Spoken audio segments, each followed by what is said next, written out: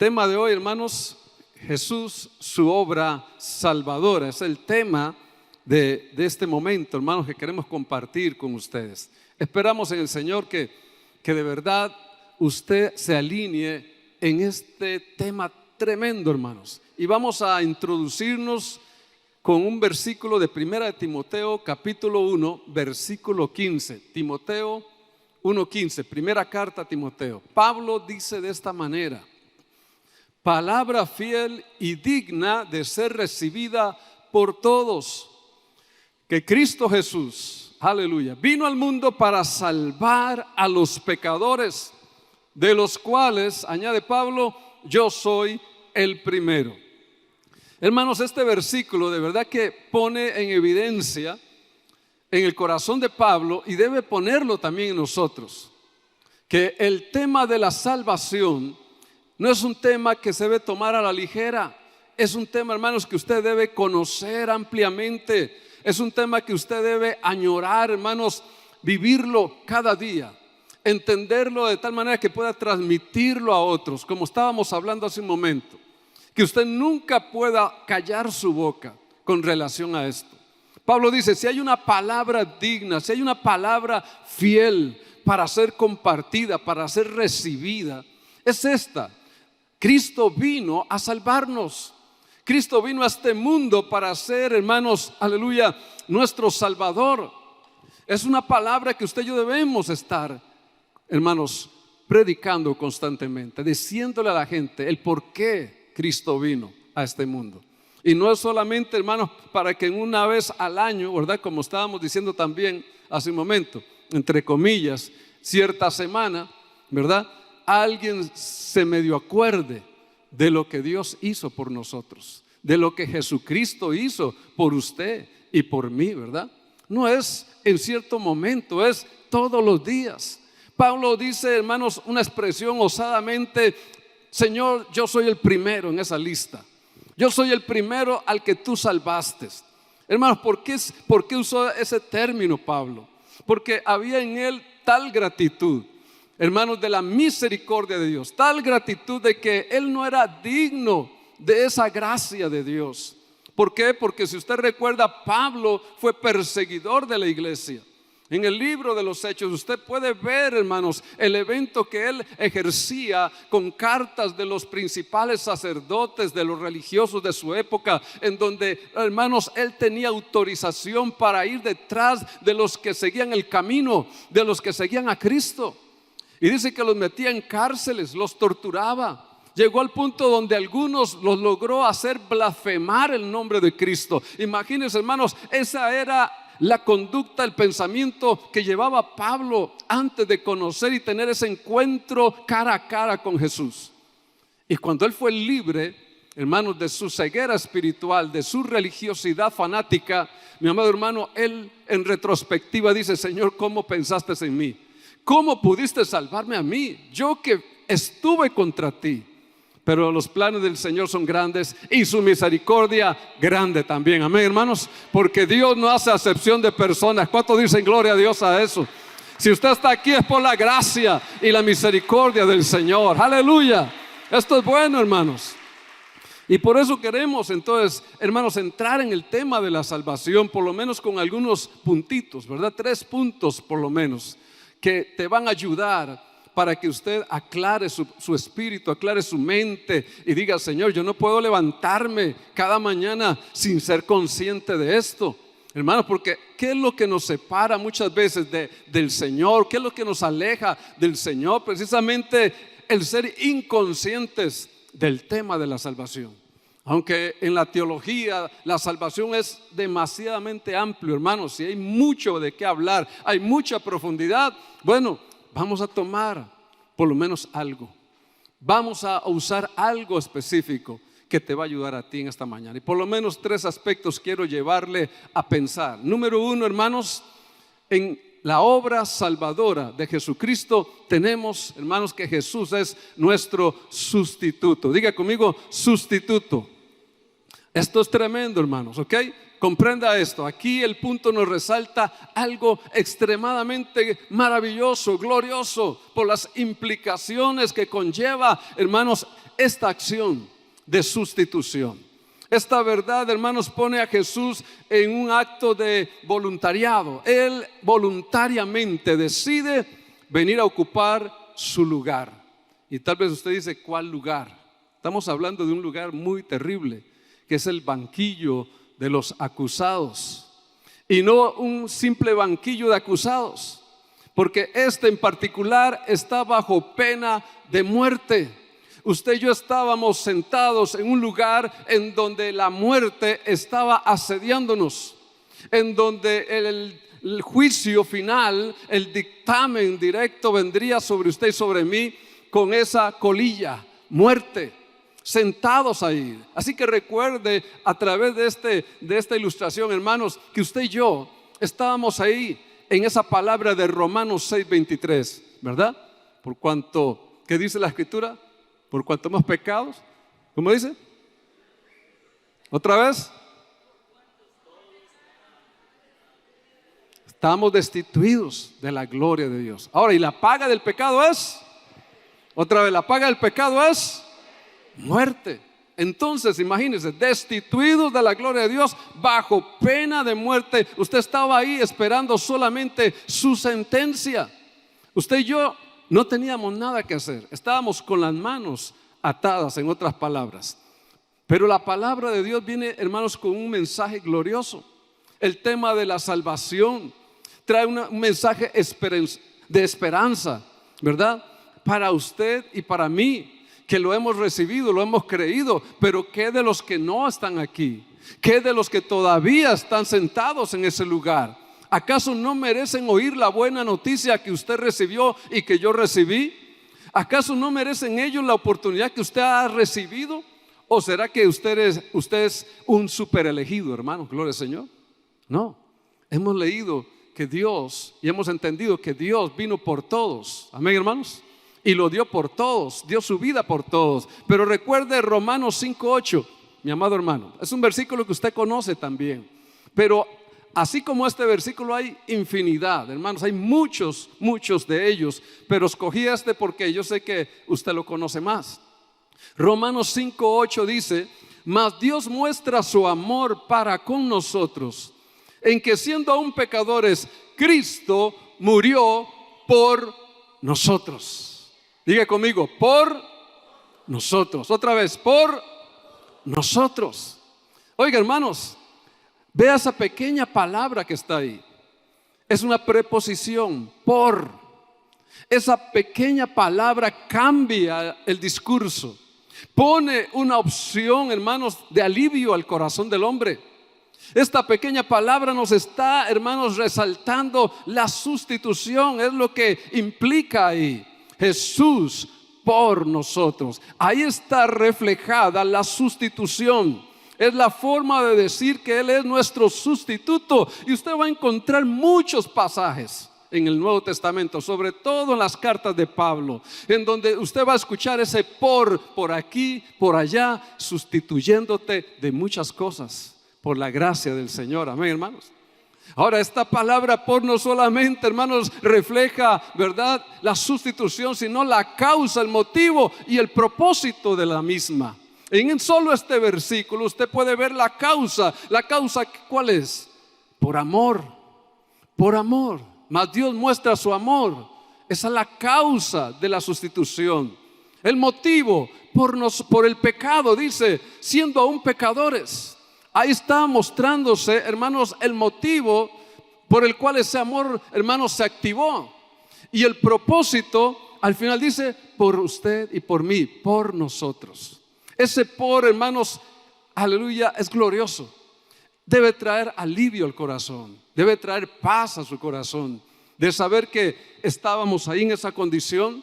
Por eso usted no debe olvidar de dónde te sacó Dios. Usted no debe pensar, hermanos, nunca en dejar de analizar la gracia y el amor de Dios. Todos estábamos infectados por el pecado. No hay justo, ni siquiera uno. Amén, hermanos. No hay justo uno, ni siquiera uno. Todos infectados por el problema del pecado. El veneno había corrido, ¿verdad?, por las venas de nuestro cuerpo. Nadie podría pensar en otra cosa sino en hacer maldad, sino en ser egoísta, sino en ser avaro, sino en ser malicioso, y súmele usted tantas cosas. Aquí es donde entonces le damos valor a lo que Dios ha hecho por nosotros, mi hermano. Pero hay muchas maneras de poder ilustrar esto, esa gracia, esa misericordia de Dios, para que usted tal vez no lo tome tan a la ligera, ¿verdad? Y yo quisiera hacer brevemente una pequeña ilustración. Voy a pedirle a Mauricio, si puede venir aquí, Mauricio, que es bien alto, Mauricio, así lo ven desde atrás, gloria al Señor. Puedes mirar hacia allá. ¿Cuántos conocen a Mauricio? Gloria a Dios, como 4, Mauricio, tranquilos. Gloria a Dios. Imaginemos, para que usted vea lo que es el tema de la sustitución, de una manera simple, hermanos, pero para que usted le dé el valor. Imaginemos que Mauricio es incriminado. ¿Cuántos saben que Mauricio es buena gente? Por lo menos buena gente, ¿verdad? Sí, ¿ok? Véalo así, hermanos, con ojos de misericordia, por lo menos véalo, ¿verdad? Pero es incriminado. Hay una causa que llegó contra él. Le están poniendo, hermanos, una situación entre la espada y la pared, donde lo están juzgando, donde lo están acusando. Hay pruebas de por medio, pero tal vez son pruebas falsas, pensemos en eso. Y alguien le está boicoteando su vida, pero lo está arriesgando al punto de llevarlo a una condición en donde puede ir a la silla eléctrica, a la horca. ¿Ok? Qué terrible, Mauricio, ¿no? ¿Cómo se sentiría usted en ese momento? Terrible. Claro, ¿verdad que sí? ¿Estaría temblando? Claro, hermano. ¿Quién no, verdad, hermanos? Y el tiempo se acaba. No hay nadie que se levante a decir lo contrario. Todo apunta hacia Mauricio. Pero sabe que a veces, hermanos, hay testimonios, hay historias reales de la vida real donde la ley se ha equivocado, y a veces han penado a alguien a 50 años y lo han soltado como a los 30 porque encontraron nueva evidencia, y ya declaran libre a la persona, y bueno, le dan todas las excusas del mundo, ¿verdad? Pero ¿a cuántos han llevado a la muerte? ¿A cuántos han llevado a la cárcel siendo inocentes? Y aquí está uno que posiblemente va a sufrir la horca, la silla eléctrica. Pero la sustitución puede darse. Vamos a pensar que en esta ley, en este caso, hay una ley, hay una oportunidad que dice: si alguien quiere ocupar el lugar de Mauricio, levante la mano y lo puede hacer. ¿Quién daría la vida por Mauricio? ¿Quién va a la horca por Mauricio? A ver, ¿quién levanta la mano? 1, a las 2, a las 3. Mau, me saluda el padre allá arriba. Está bien, Mau, gloria. Ay, hermanos, qué tremenda familia tenemos aquí, ¿verdad? Ya sabemos con quién contamos y con quién no, gloria al Señor. Pero vea Romanos 5:7, pues eso dice la palabra: ciertamente apenas morirá alguno por un justo. Oh, hermanos, yo esperaba por lo menos una mano, pero bueno, Dios tenga misericordia. Ya sabe por qué orar, hermanos, hoy, ¿verdad? Una mano. Dice Pablo, puede hacer que alguien decida morir por un justo, alguien como Mauricio. Tal vez alguien se hubiera atrevido diciendo: Señor, no se vale, ¿cómo le van a hacer eso a Mauricio? Mauricio, yo tomo tu lugar, y Mauricio feliz de la vida, amén, gloria al Señor. Alguien hubiera sido que osara morir por alguien bueno, dice Pablo. Pero sabe, hermanos, ahora pensemos lo contrario. Pensemos que la evidencia era real y que Mauricio sí era el asesino a sangre fría, que fue el violador, que fue el que hizo la maldad, que él fue el que hizo lo peor de lo peor. La evidencia está ahí, no hay nada que hacer. Culpable con todas las evidencias bien comprobadas. El ADN lo delató al 100%, fue la última evidencia. Mi amado hermano, sabiendo que él es el maldoso, el malo de la película, ¿quién levanta la mano para dar su vida por él? Menos, ¿verdad? Todavía. Bueno, allá hay uno misericordioso que tal vez no me entendió lo que dije, pero gloria al Señor. Ya levantaron una mano, tenemos uno. Bueno, pero si no lo hicieron cuando era bueno, menos cuando es malo, ¿cierto, hermanos? Pero ¿sabe qué hizo Jesús? Jesús levantó la mano ante el Padre y dijo: Señor, yo muero por estos adúlteros, muero por estos maleantes, muero por estos pecadores, muero por todo lo malo que han hecho. Yo levanto la mano, Señor, tomo su lugar. ¿Cuántos dan gloria a Dios, iglesia? ¿Cuántos creen en el amor de Dios? Es que esa es la sustitución. Hermanos, usted no lo merecía, ni yo. Pero Jesús dijo: Padre, yo tomo su lugar. Ahí se cumplía una palabra en Isaías capítulo 6, que tal vez usted recuerda, cuando el Señor le habla a Isaías en el templo. Y él dice, ¿quién irá por nosotros? ¿Quién irá? Hablando Dios consigo mismo, ¿quién irá por nosotros? Pero aquí es donde los estudiosos ven oculta una palabra profética del Mesías. Y cuando Isaías dice, heme aquí, envíame a mí, se le atribuye a Jesús. Padre, heme aquí, envíame a mí, yo iré por ellos. Y Juan 10:17, Jesús dice, hermanos, estas palabras: por eso me ama el Padre, porque yo pongo mi vida para volverla a tomar. Nadie me la quita, sino que yo de mí mismo la pongo. Tengo poder para ponerla y tengo poder para volverla a tomar. Este mandamiento recibí de mi Padre. ¿Cuánto dan gloria a Dios, iglesia? Él lo hizo por amor. Él lo hizo, hermanos, voluntariamente. Nadie lo forzó, a pesar de lo que éramos. En el banquillo de los acusados, bajo pena de muerte. Ahora sí, el Señor toma tu lugar. Eso es, hermanos, algo maravilloso. Nunca lo olvides. Nunca olvides de dónde te sacó el Señor, de dónde tomó tu vida, de dónde la tomó. Y Él dijo, yo tomo ese lugar por ti.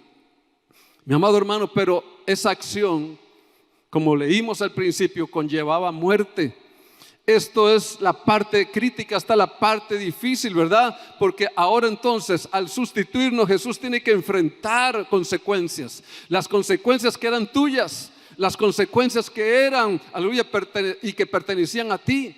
Ahora el Señor las va a asumir en tu lugar. Él va a sufrir el castigo. Él va a ir a la silla eléctrica. Él va a ir a la muerte.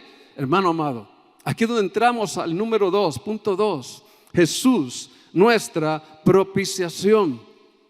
Aquí, hermanos, es donde se va a efectuar el caso, donde se va a consumar el caso que llevó a esa situación de sustitución.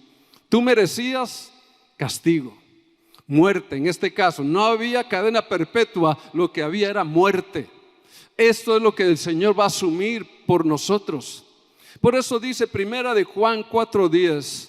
Primera de Juan 4:10 dice, en esto consiste el amor. Note otra vez, observe, Dios está hablando de amor, Dios está hablando de misericordia.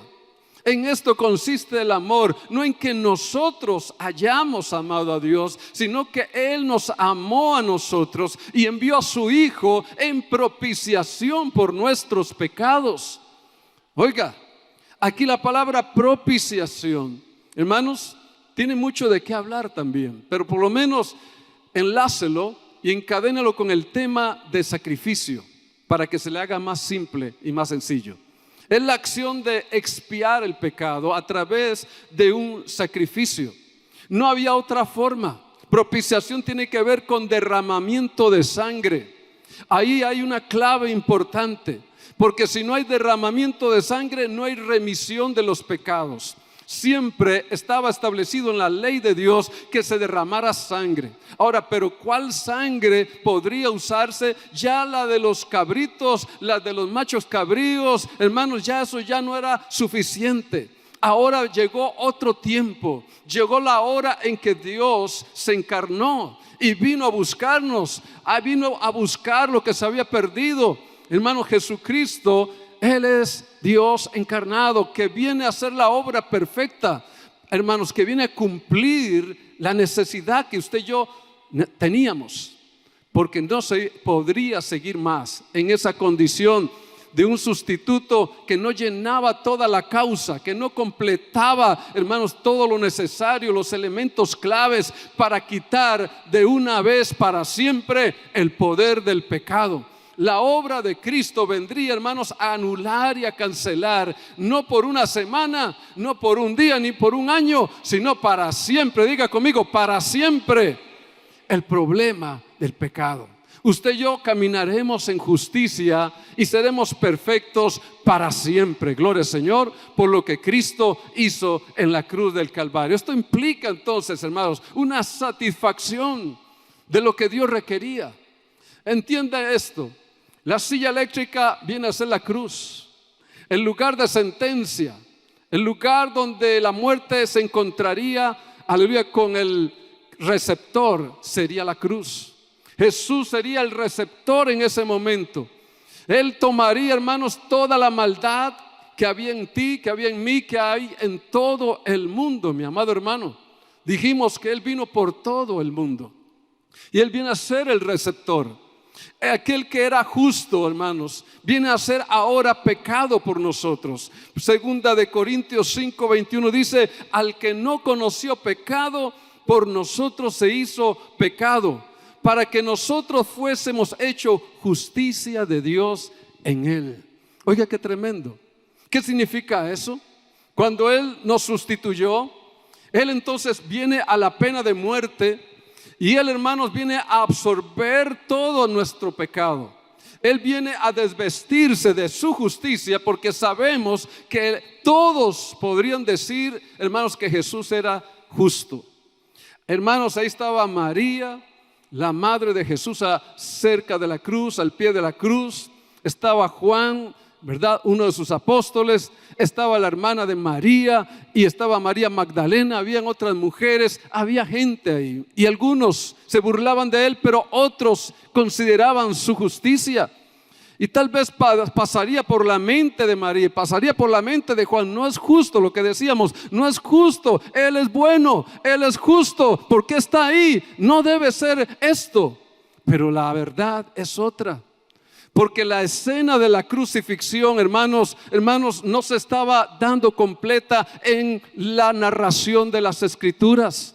Yo quiero que usted comprenda algo. Hay algo que sucede en el ámbito espiritual, que usted la puede, hermanos, encontrar indirectamente en las palabras de Pablo, como estas que hemos leído, mi amado hermano. Porque el problema del pecado estaba suscitándose en la vida de Jesús. Cuando Él tomó tu lugar, Él abandonó su justicia. Él quitó su justicia para dársela a usted, para dármela a mí. Él se despojó de su justicia y abrazó la maldición del pecado. Por eso cuando Él estaba en la cruz, dijo: Elí, Elí, lama sabacthani, Padre mío, oh Dios mío, ¿por qué me has abandonado? ¿Recuerdan eso, hermanos? Dios mío, ¿por qué me has abandonado? Porque hay algo que está suscitándose en el ámbito espiritual. La propiciación se está ejecutando, está actuando la obra, hermanos, del sacrificio. Lo que no se ve con los ojos naturales, hermanos, está en el espíritu sucediendo. ¿Por qué me has abandonado? Dios mío, ¿por qué me has abandonado? Note que ya no le dijo: Padre, ¿por qué me has abandonado? Sino: Dios, ¿por qué me has abandonado, Dios mío? Porque ya recordemos que el pecado hace separación entre Dios y los hombres. Y el pecado, hermanos, quita la identidad de hijo sobre aquellos que están en esa condición. Jesús ve la nube de oscuridad. Hubo tinieblas en aquella hora, dice la Escritura. Por 3 horas hubo tinieblas. Hermanos, ahí se estaba gestando la ira de Dios. El juicio de Dios iba a comenzar a darse. Había que cancelar el peso del pecado. Y ahí en la cruz, aquel que no conoció pecado se hizo pecado por usted y por mí. Entonces, lo que pudieran pensar las personas: Él es justo, Él es bueno, no tenía sentido para Dios, porque había sucedido otra cosa. Lo que dijimos: Jesús puso su justicia sobre ti y tomó tu pecado sobre sí. El que está ahí ya no es justo, sino un maldito.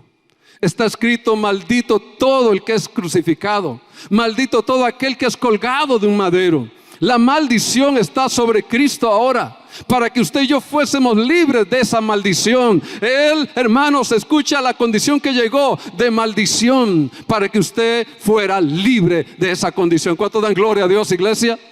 Entonces, ¿qué sucede ahí? Hermanos, la operación del pecado empieza a gestarse. Ahí Él, hermanos, guindando, ¿verdad?, entre el cielo y la tierra, hermanos, pendiente del cielo y la tierra. Hermanos, los aguijones del pecado comienzan a penetrar en su cuerpo. La propiciación, el sacrificio comienza a gestarse. Comienza a actuar el problema, hermanos, del pecado sobre ese sacrificio. Hermano, usted puede leer la Escritura y le decía: la narración natural está ahí. Los ojos naturales vieron lo que vieron. Vieron a un Cristo que recibió los clavos. Vieron a un Cristo, y se describe a un Cristo que fue flagelado. a un Cristo que recibió una corona de espinas, a un Cristo que fue levantado en una cruz, una espada que traspasó su cuerpo. Hasta ahí la narración, hermanos, pero en el ámbito espiritual, la Biblia dice que Él vino a anular el acta de los decretos que nos era contraria, que Él vino a cancelar la deuda. Hermano, déjeme decirle que toda la maldad penetró en su cuerpo. Ahí entró, hermanos, aleluya, el pecado del homosexualismo. Mayor y más fuerte fue el dolor de la espada del pecado que la espada física del romano. Cuando Jesús estaba en el huerto de los olivos, y usted dice, aleluya, la narración está exaltando ahí, hermanos, su sufrimiento. Y usted dice, ¿cómo? ¿Quién no va a sufrir así? Grandes gotas de sangre parecían su sudor. Usted dirá, claro, si Él va a ser torturado. Pero mi hermano, déjeme decirle, explicarle algo. No era el miedo a la espada lo que Jesús estaba afrontando o sintiendo angustia en ese momento. Su angustia era mayor que la espada, pues Él había predicado anteriormente: no teman al que mata el cuerpo, mas el alma no pueden matar. ¿Cuántos dicen amén? Es Él el que le habla a la iglesia y le dice: no teman lo que van a padecer. La carne es una cosa, la carne es temporal y perece. El dolor es temporal y se va. Jesús no estaba sufriendo por el castigo y la tortura romana o judía en ese momento. Su dolor y su angustia era que la espada, el aguijón del pecado lo iba a traspasar. El pecado del adulterio Él lo iba a sentir. El pecado del lesbianismo lo iba a sentir. El pecado del ladrón, del drogadicto lo iba a sentir. El pecado de cualquier pecado que usted nombre iba a traspasar su alma. El que no había conocido pecado se hizo pecado por nosotros. Él sentiría, hermano, la maldición del pecado, que es muerte. La enfermedad del lupus, Él sentiría la espada traspasarle. La enfermedad del cáncer, la enfermedad del SIDA, la enfermedad, hermanos, de cualquier, aleluya, el elemento que se esté dando, hermanos, hoy en la actualidad, que esté llevando a la muerte a la gente. Toda enfermedad Él la comenzó a sentir traspasando su alma, porque era necesario que Él absorbiera todo la maldición para consumirla, para anularla, para que la gracia de Dios sobrepasara eso. Por eso, hermanos, cuando usted ve la nube de oscuridad, las tinieblas rodeando la cruz, el monte de la calavera, cuando usted ve esa gran escena, mi amado hermano, aleluya, y Él dice: Dios mío, ¿por qué me has abandonado? Él está dando la espalda al que es su hijo, ciertamente, pero se está volviendo hacia usted y hacia mí. El Padre se volvió hacia usted y hacia mí y rasgó el velo del templo y les dijo: mis brazos están abiertos ahora para ustedes. Pueden verme cara a cara, gloria a Dios. Pueden verme cara a cara. Aleluya, eso es lo que está sucediendo. ¿Dónde? En el Espíritu, mi hermano. Dios se volvió a verte a ti, porque ¿dónde estaba la justicia? Sobre ti ahora, gloria al Señor. Sobre este mundo. ¿Por qué Dios no ha fulminado este mundo? ¿Por qué Dios no ha fulminado a los pecadores y asesinos? Porque la sangre de Cristo está en medio. Porque estamos en el tiempo de la gracia y la misericordia de Dios. Porque estamos en el tiempo donde todavía la sangre, hermanos, está, aleluya, entre el Padre y el hombre. La sangre que habla mejor que la de los toros y machos cabríos, la sangre que habla mejor que la de Abel el justo, amén, hermanos, sangre perfecta. Y Él dice en su palabra: vosotros, aleluya, por eso, hermanos, podemos vencer al enemigo, porque por la sangre de Cristo somos más que vencedores, gloria al Señor. Le habéis vencido al diablo por la sangre del Cordero. ¿Cuánto dan gloria al Rey, iglesia? ¿Creen que Él es bueno? ¿Creen que vale la pena adorarlo y alabarlo? Denle entonces alabanza al que vive, iglesia. Aleluya. Primera de Juan 2:2 dice, mi amado hermano: y Él es la propiciación por nuestros pecados, y no solo por los nuestros, sino también por los de todo el mundo. Diga conmigo: todo el mundo. ¿Sabe cuántas personas hay en este mundo hoy, hermanos? Ya cruzamos los 8,000 millones, ¿sabía? De habitantes. Más de 8,000 millones de habitantes. ¿Sabe cuántos se consideran cristianos en 8,000 millones de habitantes? Mejor ni lo decimos, ¿verdad? Todavía hay muchos que necesitan entender lo que usted y yo estamos entendiendo en esta mañana. Que el amor de Dios es maravilloso. Que la obra salvadora de Cristo, hermanos, es grandiosa, es gloriosa. Y saben, no es con precio de nada. No tiene un costo, es gratuita. ¿Cuánto dan gloria al nombre del Señor? Él no demanda a nadie nada, porque lo que usted y yo pudiéramos dar no sirve y no podía culminar, hermanos, ni cancelar el poder del pecado. Nada de lo que usted y yo hiciéramos tenía valor delante de Dios. Por eso aquí entro, hermanos, rápidamente al punto final, porque se me va el tiempo, gloria al Señor. Jesús, nuestro Redentor. Él, a través de ese sacrificio, mi hermano, puso lo que nadie podía poner. Hermanos, el precio de nuestra libertad. Redentor, Jesús, nuestro Redentor. Redentor viene de redención, que significa, hermanos, poner en libertad al cautivo, poner en libertad a aquel que es esclavo, romper las cadenas, abrir la prisión, sacarte del camino de la oscuridad, llevarte a un mejor ambiente. ¿A través de qué? De cancelar la deuda que estaba pendiente. Nuestro, aleluya, nuestro acusador, el enemigo, en el banquillo de los acusados tenía la evidencia, tenía todo lo que quería, hermanos. Había una acta contra usted y contra mí que no podíamos saldar, no podíamos pagar esa prenda con nada, decíamos, solo a través de un sacrificio y derramamiento de sangre. Y esa sangre precisamente que en la propiciación Jesús entregó, vino, hermanos, a saldar la deuda para darnos la libertad que usted y yo merecíamos. Por eso Pedro dice en su primera carta, capítulo 1, verso 18, dice de esta manera: sabiendo que fuisteis rescatados. Oiga qué lindo, y espero que lo subraye. Sabiendo que fuisteis rescatados de vuestra vana manera de vivir, la cual recibisteis de vuestros padres, no con cosas corruptibles como oro o plata, sino con la sangre preciosa de Cristo. ¿Cuántos dicen amén? Como de un cordero sin mancha y sin contaminación, que ya estaba destinado desde antes de la fundación del mundo, pero manifestado en los postreros tiempos por amor a nosotros. ¿Es ahí el amor de Dios? ¿Qué podría haber dado usted? ¿Todo el oro del mundo? Si el oro le pertenece a Dios, esta tierra es de Dios, amén, hermanos. Puede poner usted la chequera completa, su tarjeta de crédito, platino, ¿verdad? La puede poner ahí y agarren todo lo que quieran, pero eso no sirve. Eso no sirve, porque de Dios es el oro y la plata. Esta tierra le pertenece a Dios. Usted y yo somos aquí, ¿verdad? Hermanos, de pasada estamos, gloria al Señor. El hombre no puede entregar nada. Por eso necesitábamos de un amor sobrenatural.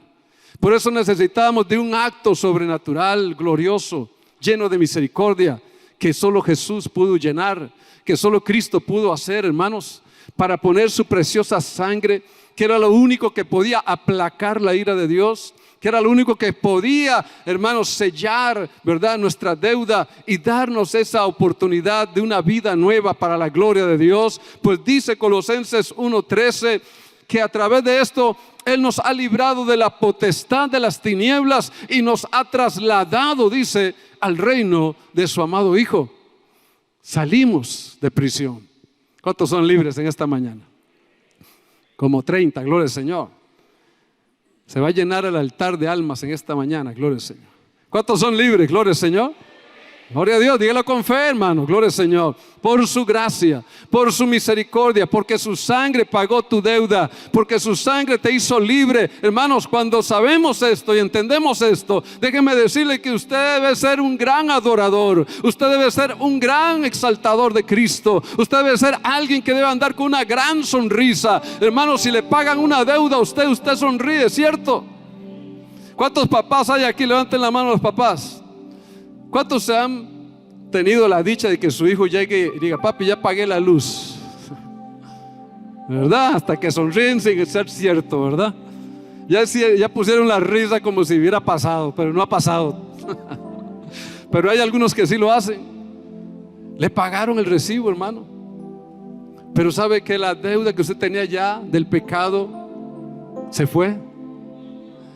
Usted puede ser llamado hoy a la presencia de Dios y no hay nada contra usted, gloria al Señor. Las puertas se abren para usted. El Padre te recibe como un hijo, porque hubo alguien que pagó la deuda. Ya no tienes que mirar atrás. Ya no tienes que andar golpeándote el pecho. Ya no tienes que andar con culpa. Ya no tienes que caminar con temores. La justicia de Dios te ha vestido. La gracia de Dios te ha cubierto. Su sangre está sobre tu cabeza. Y Dios lo que ve es la sangre de Cristo que está sobre ti. Y por esa sangre eres reconciliado, adoptado y hecho hijo de Dios para gloria de su nombre. Aleluya. Bendito sea el nombre de Dios. Él es bueno. Yo le invito a cerrar sus ojos, hermanos. Pensemos en esto ahí en su corazón. Piensa en esto en su corazón. Él te ama y te seguirá amando siempre. Dios no está enojado contigo y nunca va a estar enojado contigo, porque la sangre de Cristo está sobre ti. Podemos fallar, pero la sangre de Cristo sigue ahí. Él nos ha perfeccionado en su sangre. Su misericordia te cubre, su gracia te cubre, y eres libre. Eres libre, no una semana, no 8 días, no un año. Eres libre para siempre, mi hermano. Jesús pagó la deuda por ti. Su gracia te persigue, te rodea, te cubre. Es el amor de Dios. Así que bendícelo un momento ahí donde estás, mientras hacemos una invitación a aquella persona que tal vez nos visita.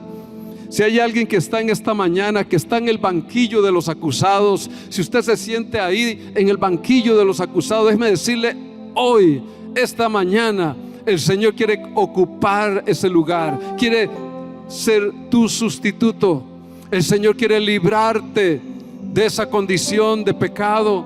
El Señor quiere darte paz, el Señor quiere darte seguridad de la vida eterna. El Señor quiere darte gozo y alegría para vivir esta vida en paz y en, aleluya, libertad completa. Si hay alguien que se siente en el banquillo de los acusados, clame a Él. Al que a mí viene, yo no lo echo fuera, dice Jesús. El que invocare mi nombre, el que invoca el nombre del Señor, será salvo. Nada más pide auxilio, dile: Jesús, toma mi lugar. Jesús, ayúdame a salir de esta condición. No quiero vivir más en pecado, no quiero vivir más en temor, no quiero vivir más en angustia por lo que he hecho en mi vida en el pasado y lo que he hecho en el presente. Jesús, sálvame, toma mi lugar y libérame de esta condición. Si estás dispuesto a hacerlo, hazlo ya. Comienza a decir: Jesús, Jesús, sálvame. Jesús, perdóname. Jesús, ayúdame. Eso es lo que necesitas. Clama a mí y yo te responderé, dice el Señor. Ahí donde estás, Jesús te ama. Jesús te perdona. Si le estás pidiendo perdón ahora mismo, Él te perdona. Dile: Jesús, perdóname. Renuncio a esta vida, renuncio a esta condición, renuncio a estar aquí. Señor, quiero que tú tomes mi lugar y me des la salvación que no merezco, pero que tú me la das por amor, porque sé que tú me amas y recibo tu amor. Vamos, puedes decirlo: Jesús, recibo tu amor, recibo tu gracia y tu misericordia.